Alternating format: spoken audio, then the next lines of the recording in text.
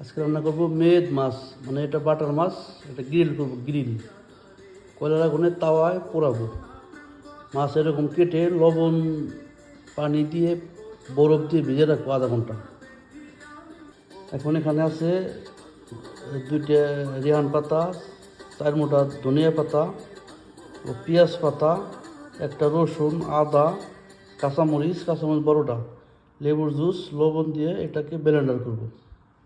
Blender করে পরে এই মাছের সাথে মিক্স করে দেব। এই সব মশলা এরকম ব্লেন্ডার করব, পরে মাছের ভিতরে ভরে দেবো। এখন এই মশলা সস এই মাছের ভিতরে পেট ফাইলে রাখছিলাম, ভিতরে দিয়ে রাখি, পরে এটাকে তাওয়ায় ফ্রাই করব। এই তো এখন তাওয়া গরম করেছি যে কয়লার আগুনে, এই মাছ এখন পোড়াবো, ফ্রাই করব। এই যে মাছ দিচ্ছি,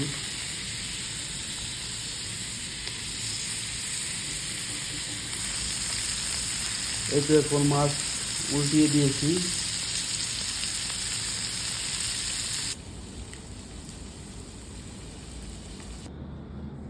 এই তো মাছ রান্না বাজি শেষ।